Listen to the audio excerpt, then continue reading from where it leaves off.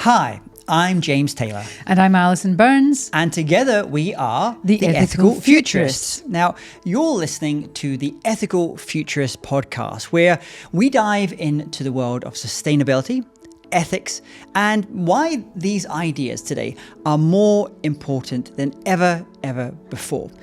Now, join us as we engage with leading thinkers, with business leaders, with academics, with entrepreneurs, with investors and change makers to uncover the latest ideas shaping a more ethical and sustainable future. We're going to be covering a lot of different things in this podcast as well. We are indeed. From sustainability, innovation to future trends and ESG.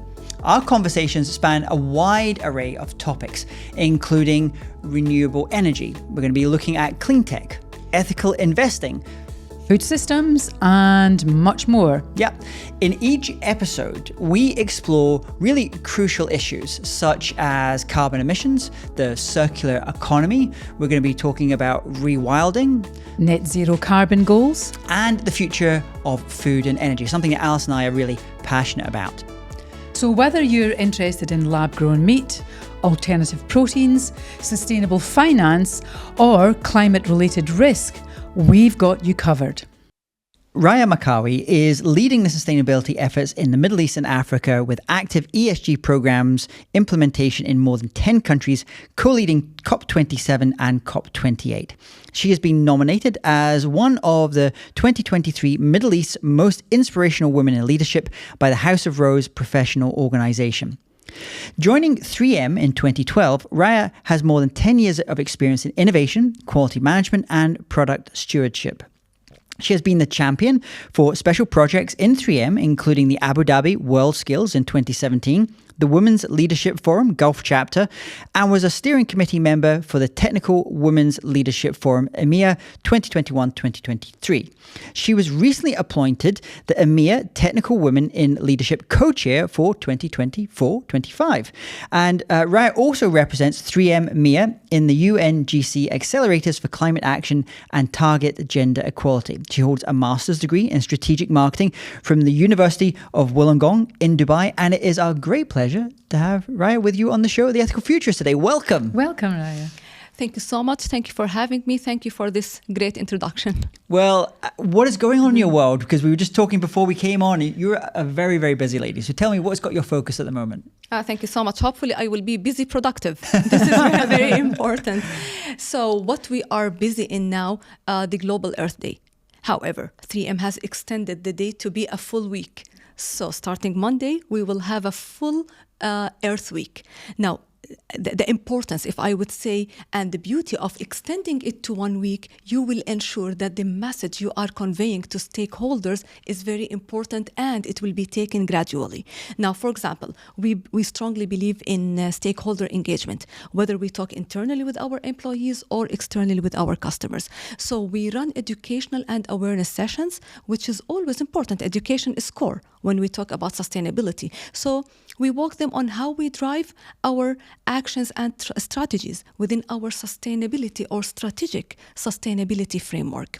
Now, from one side, talking about circularity, climate, and social, what will it help us internally that employees will have that trust? And we will build that culture of trust, loyalty, as well as the sense of belonging. You work for companies that are doing good. Yeah. Taking it to customers, it always starts from within. Sustainability comes from inside out. So we take it to our customers with all that understanding of what we do in sustainability. Again, we have something very important. We work with customers. It's called customer-inspired innovation. So the close we are to them, the close we are to their sustainability goals, we as science company, how can we help you achieve your sustainability goals and ESG targets? That will be very important for us, and they deserve maybe being updated on all the achievements, the progress we have done within our goals. That will help them. That will bring us also the piece of suppliers. You cannot work on science-based innovations without ensuring that your raw materials that have been outsourced also fit in. So you would see it's a full approach within our stakeholders. That's why it will require maybe a week. Then we talk about the products that we have come up with in line with our targets that we have set. That's great. And I love that you've extended, I think Earth Day is at the 22nd of April, but actually you've extended it to the whole week, which is great. So it gives it as a broader platform and a longer platform to get the message out. So I'm intrigued. What got you into sustainability as an area, and what would you consider are your top accomplishments at your role at 3M? Oh, thank you. So I started, as you've mentioned, 2012 within R&D, the Research and Development Department, mainly in the Innovation Center. So I've got a lot of understanding of 3M science, technology. We have something also very important called the 15% culture, where employees now, mainly the R&D people, but it is extended to all, you can have 15% of your time dedicated to any project outside the 3M scope within your roles and responsibilities. This builds the culture of creativity, and 3M will provide you with all the required tools to build on your idea. Now, if it makes sense to the company, again, from an impact perspective and profit perspective, they will invest into. As simple as our very well-known Post-it notes. This comes from the 15% culture. So I've learned a lot, if I would say, within innovation. I have been engaged a lot with customers, leading the innovation story. Now, in 2020, when 3M Middle East and Africa region has created our corporate affairs organization, there is one if we say, pillar for sustainability. So I have been chosen to take this, and of course, during the 8 years between 2012 to 2020, I've led couple of sustainability-related programs, as you have mentioned, James, within our STEM education, whether it is diversity, equity, and inclusion, where Women Leadership Forum falls within global 3M engagement on a local activation like the Abu Dhabi WorldSkills, that all have been picked by the management. And if I may refer here, when you have true leadership, and they see potential in your capabilities and offer you this opportunity. So that was given to me in 2020, and maybe referring that it was the year of the COVID-19 pandemic. Who can forget? Who can forget? Exactly. And what does it tell us? That great opportunities do come along with the toughest, maybe, times and challenges that we go through. So we always need to keep that hope, but how to keep it with readiness and preparation. I don't think if I will be sitting home, they will pick me up for sustainability role. But building all that trust with the management and also showing the impact that I was working on, some were part of my role, other were volunteering work that I was doing for the social programs, if I may say. So that have been recognized, and now I have really appreciated supervisors who have selected me for that. And also, I'm picking up here, we were speaking before we came on camera about your background, also being a teacher as well. And so I'm picking up on the power of education, and you talk about leadership and inspiring and motivating and finding that potential within other people as well to help them explore their creativity, which obviously then hopefully can lead to innovation in the case of a business case. Yeah, 100%. And you've asked me, of course, on the three maybe top achievements. You will always see me more attracted towards the STEM education, again, because I used to be a teacher. I strongly believe in education and continuous learning. And this is maybe what we need to build with the new generations. So, for example, one of the really good achievements that I feel proud of our partnership with Malala Fund in Pakistan, where we contributed to enabling we were part of enabling the 400,000 students in education. And here we don't talk about one program that have been given to them or one session. It is a full enrollment till they graduate. Majority are girls. And this takes us back to how important quality education and equity in education. We want to make sure that we have that fair approach towards all the programs that we run. So that for me is really important, and I was so happy being part of this program.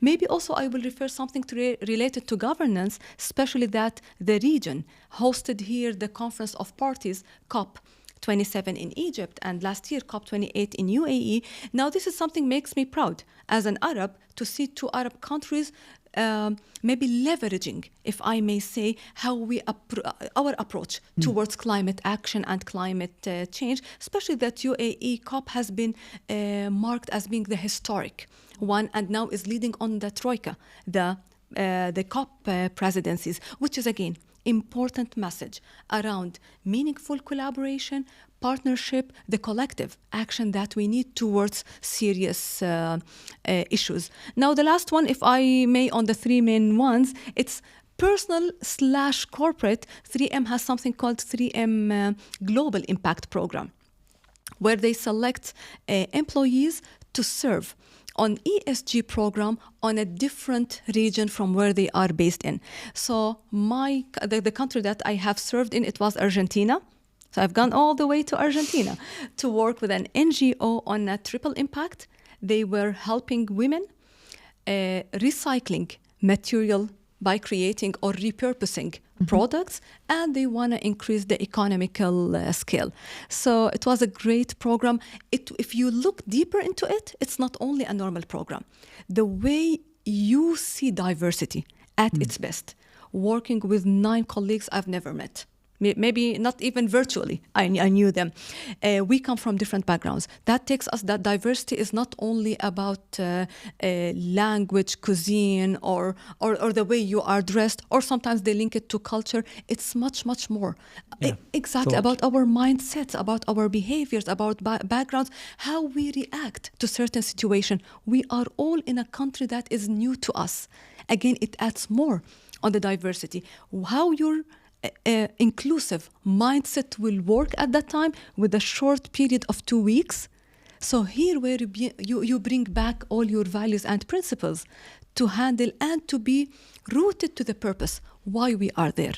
So it was also amazing, an exceptional experience. I mean, and so I'm going to pull on this idea of you, the teacher, Raya, the teacher as well. So during this season 1, we've been learning a lot about carbon capture. I've had other guests on talking about carbon capture. Now, 3M and Svante, I believe, recently had a new collaboration around direct air capture. So explain for us, how does a material sciences company, how does that relate to carbon capture and direct air capture? This is important. Now, 3M is a science-based company. We are purpose-driven. So when you link them together, you will always think of solutions that will solve a problem. So this is what happens with the carbon capture. Now we see the world going towards net zero. Very important, great to have, and good to see all these efforts. However, how to help them? You cannot have a switch by day and night. And here is also an important point around the speed in transition.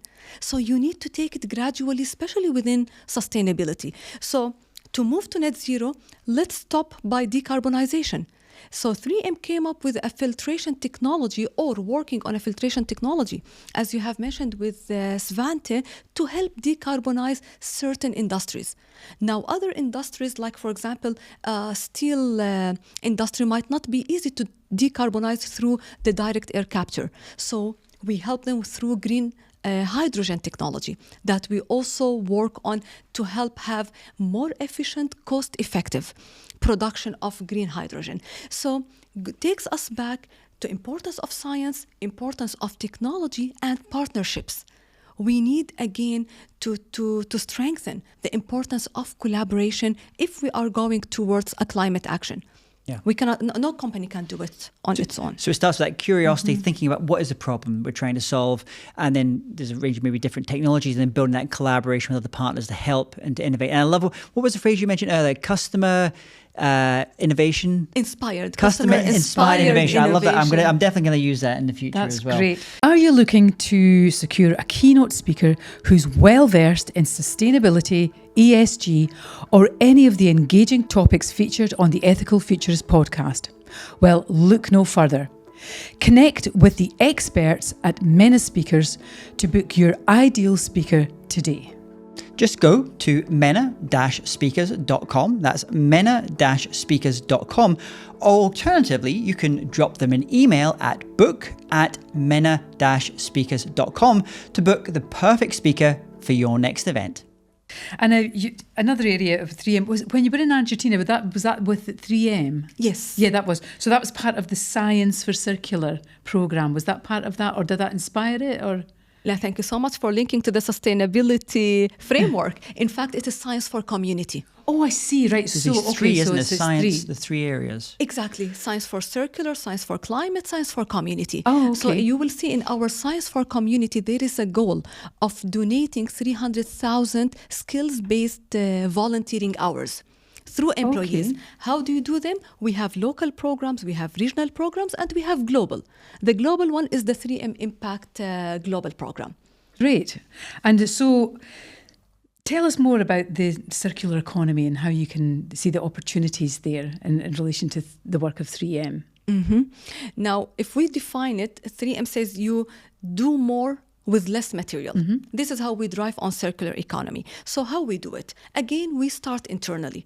So we look into our operations, the energy consumption, water efficiency, the waste of course to landfill. So we look into these areas, so you will see certain goals that we have set. And our global impact report that have been just launched, it shows great achievements that we have. In many goals, we have even exceeded the goal. Now, these goals have been set, let's say 2015, to be delivered on 2025.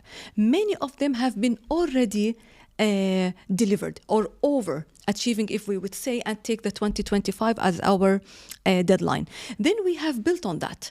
So after, let's say in the plastic area where we want to reduce on our virgin fossil-based plastic, in 2021, we set our very first goal that we want to reduce our dependence on the virgin fossil-based plastic by 125 million pounds.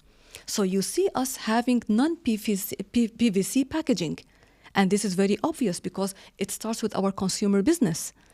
Now, you also want to build on that, what we do now for our operations, whether we talk about the scope 1, we talk about scope 2, and later on the scope 3, that will take us to the science for climate. So you start with the circularity, with the material you work on. Raw materials is very important.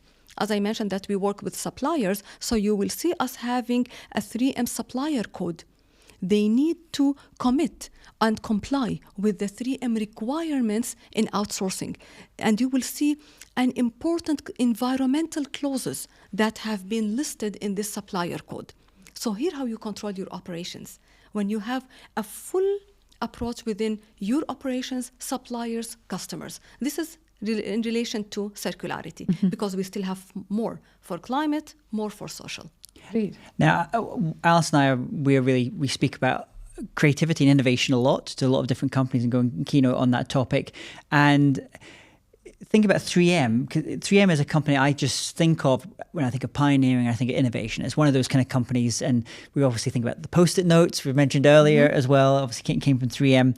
But one of the things I was reading about with 3M, and this kind of links to what we've been talking about, which links bridges like creativity, innovation, and sustainability, is something that you have, which I don't see many companies really doing at this level. And it's called the Sustainability Value Commitment. Mm-hmm. Can you explain what that is and how that helps in what we've been talking about today?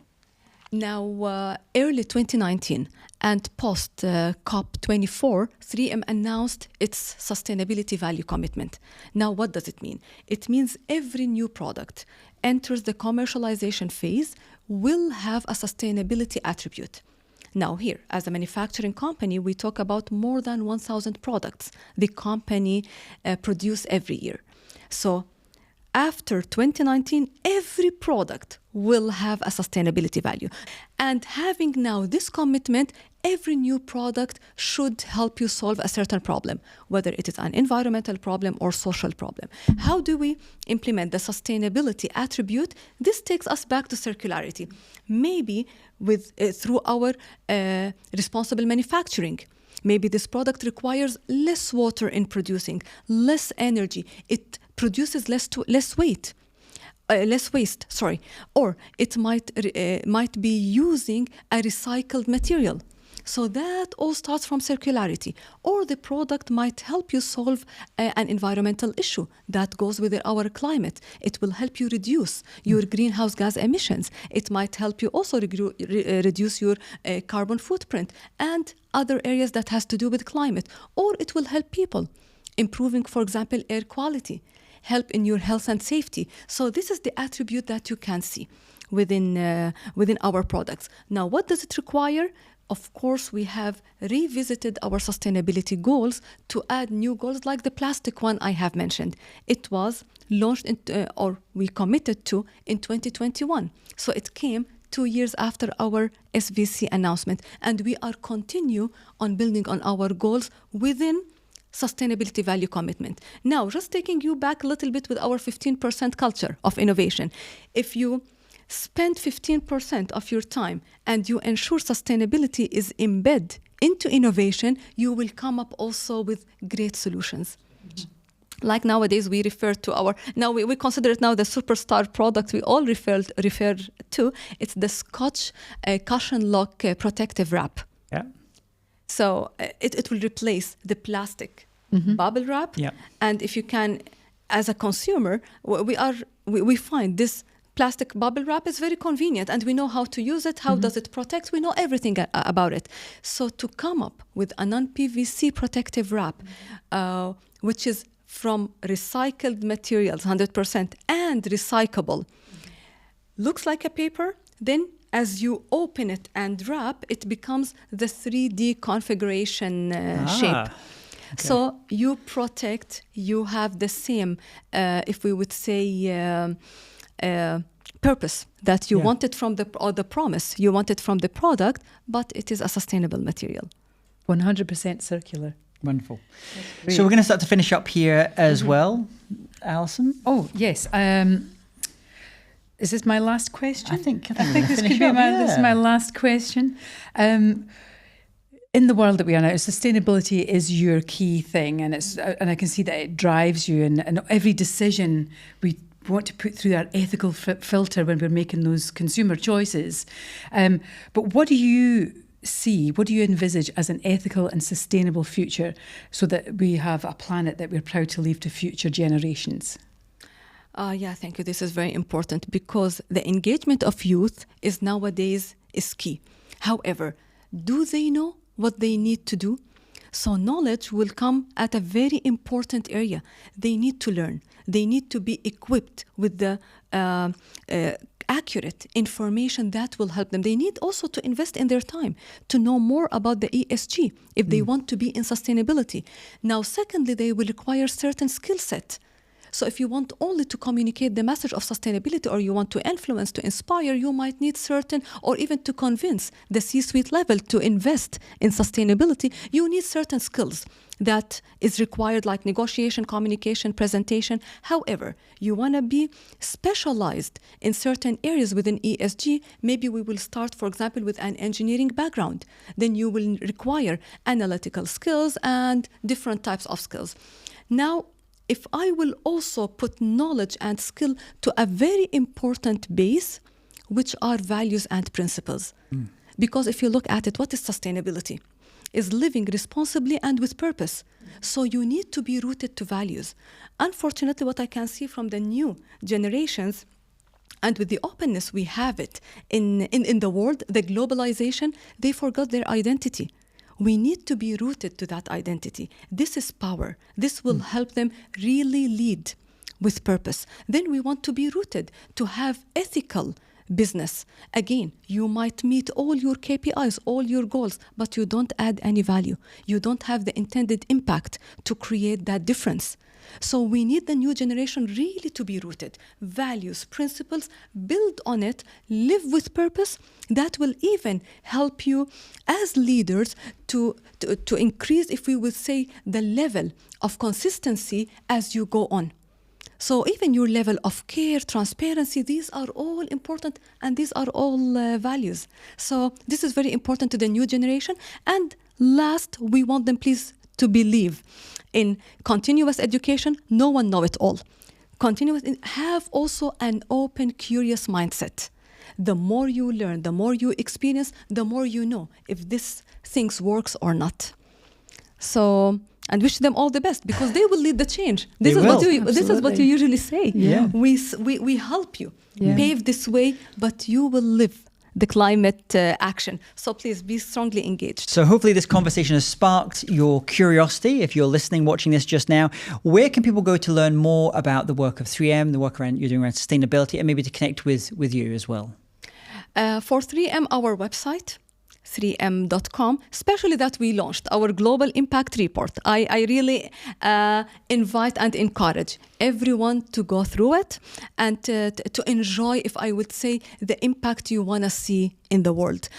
For me, I'm reachable through LinkedIn, Raya Makawi. You will see my profile, and thank you so much for having me. Well, it has been indeed a pleasure to be with you. Raya Makawi, it's been our pleasure having you as a guest today on the Ethical Futurist podcast. Thanks so much for coming on. Thank you so much.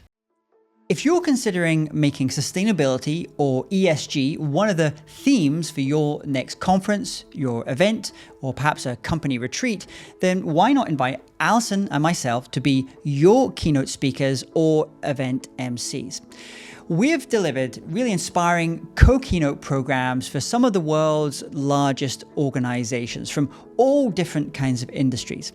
Now, the Ethical Futurist keynote will take your audience on a journey to discover how the world's most ethical and sustainable companies are really innovating in their industries. So if you'd like to learn more about booking Alison and I as the Ethical Futurist for your next event, then simply head to theethicalfuturist.com/speaking. That's theethicalfuturist.com/speaking to schedule a call to discuss with us your next event. We're delighted that you listened to this podcast, and we'd really thank you if you could just take a moment now to subscribe to this podcast on your favorite podcast platform. Also, while you're there, why not give us a 5-star rating and leave us a review? It would really mean a lot to Alison and I. So from me, James Taylor. And me, Alison Burns. Thanks for listening to the Ethical Futurist podcast.